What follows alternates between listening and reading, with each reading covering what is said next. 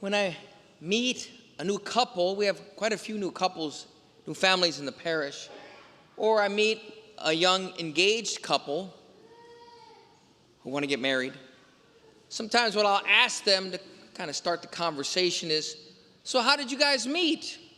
Where did you meet?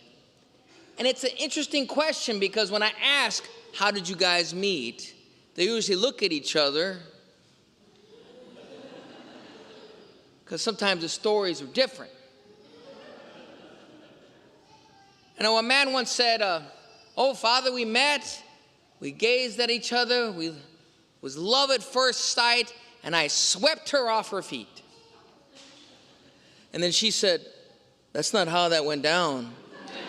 That's not how that went down. But that's his perception, though. But when the truth came out, it usually was they met, there was a conversation, usually a series of conversations. That's actually a stage of dating that the kids have now. We're just talking. It's a new stage. But after that are a few conversations. Oftentimes the woman will admit, and then he swept me off my feet. And then he swept me off my feet. Today, the first reading is a beautiful one from Jeremiah. Although he uses a confusing English word, was translated English. You duped me, Lord, and I let myself be duped. Well, what does duped mean? Well, in English usually means you've been fooled, that God lied, or someone lied to you. You got tricked, but God doesn't do that. He doesn't trick us. He tells us the truth up front. So what does that mean? The Hebrew word patah. It can be actually translated as seduce, entice, or even to be swept off your feet. I think this is what happened to Jeremiah. He's saying, you swept me off my feet, Lord, and I let myself be swept. But then the hard part comes when he becomes passionate about God because he had an encounter with God. God actually touched his lips and said, now go preach to my people. That he was on fire for his faith. But then he ran into some difficulty. The people didn't want to hear it. They pushed back. As Jeremiah said, I've been getting some pushback, but I can't keep it to myself. I can't keep this to myself. I can't keep you to myself. Even though they're mocking me. And they do, they mock him. They make fun of him. Get him out of here, loser. You know, God freak, holy roller. They use all kinds of other things. But when we're excited about something or someone, expect to be mocked a little bit. Now this happens, if I remember right, there's a saying with teachers in middle school, 4th, 5th, and 6th grade, they'll say, the boys play with toys and the girls play with the boys. That the girls have crushes on the boys first, and then the boys kind of catch up. But in the 5th and 6th grade, they start to notice each other. All of a sudden, a boy and a girl become enticed by each other. And the other kids will notice it because it'll be like going together. They sit together at lunch, that sort of thing. And the other kids will mock them. And some of you remember this, Jimmy and Kathy sitting in a tree, Kissing. You remember that, don't you? Well, what are they doing? They're mocking them. They're mocking them because they're not passionate about each other and they don't like it. They're smitten, enthralled. And in a few months, as we begin Advent, we'll meet people in the Old Testament, the New Testament, who are absolutely enthralled by God, passionate about God. And Advent first reading is about John the Baptist. And what do we know about John the Baptist? He was passionate about God, even to the point of being alone, even to the point of preaching to kings and queens. He had a following, but he didn't even care. He loved God that much, and he couldn't keep it to himself. There's nothing new. John the Baptist is not the first one this happened to. It happened to Ezekiel, Amos, all of them, Jeremiah, Isaiah.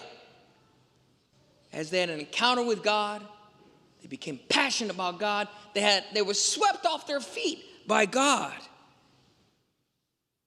You know, even some of the saints talk about this, even in nuptial, dare I say, romantic language. St. John of the Cross, St. Teresa of Avila, if you know anything about those two, they talk about Jesus as being enthralled, enticed, seduced even, using marital romantic language. And if you know anything about John of the Cross or Teresa of Avila, in their religious communities, they mock them. They made fun of them. You Jesus freak. He was like, we're monks. We're supposed to be Jesus freaks. And they called them to task. They called their communities become more holy, more sacrificial. And they were mocked for it. St. Paul is knocked on his backside in his conversion. And when he heals, we know that he becomes absolutely changed, enticed, enthralled. He is literally swept off his feet and falls on his backside. Can't stop telling the world, as we hear from Jeremiah, I can't keep it to myself. But when you become excited about anything, whether it's another person or Jesus Christ, accept a little pushback, reality will set in. There is an up and down, mountainous and valley aspect to every relationship. You know, when couples get married right here, they put on those rings and they walk around and they show everybody their rings. And about 2-3 years into the marriage, they're looking at the ring. What did I just do? This was for you. What was I thinking? That's normal. That's reality. And it causes us to change, causes them to change. Relationships demand change. You know, last week, we read about Simon Peter. I think very much Simon Peter was on cloud 9. He'd been swept off his feet by Jesus. He asks all of them that important question, who do they say that I am? And Peter gets it right. Simon gets it right. And Jesus goes right at him and says, you're special. I'm changing your name. Now, Peter knows what that means. Abraham got a name change, and I'm getting a name change. That must mean something. And then Jesus gives him the keys to the kingdom. It's a good day. He's sweeping him off his feet. And then today, Jesus calls him Satan. Wow. Relationships are like that. From one day, I can't live without you, to the another day, I'm going to choose to love you because I don't like you today. That's reality. That's relationships. That's a covenant relationship. And you may even feel like you got duped in some of your relationships. But usually it's a call to rekindle that passion that you had for one another and for the Lord.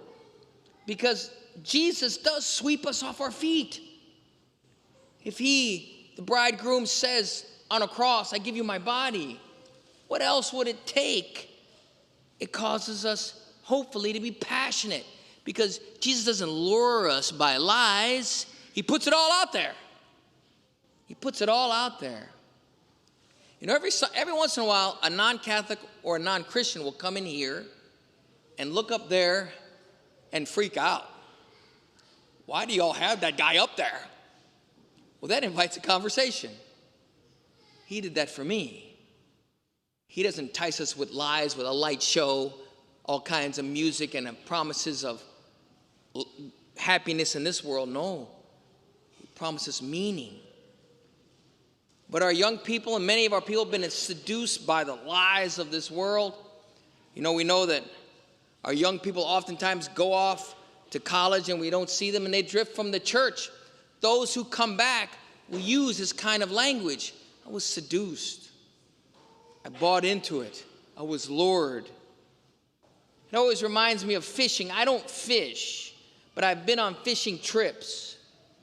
And I see the guys, they throw I just thought it was a hook. It's actually called a lure, right? L-O-U-R-E, something like that. Fancy, it's got colors. Some have little spinning wheels. And then they catch this big fish. I saw it. Big fish. And you look in his eye, and he's like, I can't believe this happened. I can't believe I fell for this. It was a lie. And now he's absolutely at the mercy of the fishermen. And the fish is saying, please throw me back. I won't do it again. I was hooked. I was lured. I was seduced by something fake. Welcome to the devil, who seduces us with lies. If you just do this or that, you'll be happy. I won't ask for a show of hands. But I think everybody in here could probably remember a time when you gave in to sin, and 2 seconds later you said to yourself, I can't believe I did that. I can't believe I just fell for that. God help me. Have mercy on me. But God has swept us all off our feet to be witnesses for him, to have some kind of passion for him. And he promises a little hostility. We hear about it today. John the Baptist, St. John of the Cross, St. Paul. They promise us that we will suffer some mockery. Some mockery. And if someone's mocking you, you might be doing something right. You might be doing something right. But when we share our faith to people, I'll go ahead and tell you, you're not going to sweep them off their feet right away. But just like with the young man who seeks to marry his beloved, it starts with a conversation. You enter into conversation, and hopefully you have opportunities for conversation. So, with that in mind, last week, Deacon Tim told you that we had a gift for you. You know, we take up collections here. Every once in a while, we give things away. Take advantage of that. As you go out, this little basket out front, it has one of these stickers. It's a papal flag. Now, what is a papal flag? It's a flag of Vatican City. It is a symbol of our church. It's a reminder to the whole world, I am a Roman Catholic. I am part of the universal Catholic Church, founded and headed in Rome in the chair of Peter, that's 2,000 years old. Now, you don't walk up to them and say, I'm a Catholic, stick it in their face. That doesn't work. But if you stick it on your car, your coffee mug, your desk, whatever, someone might ask, what's that? What's that?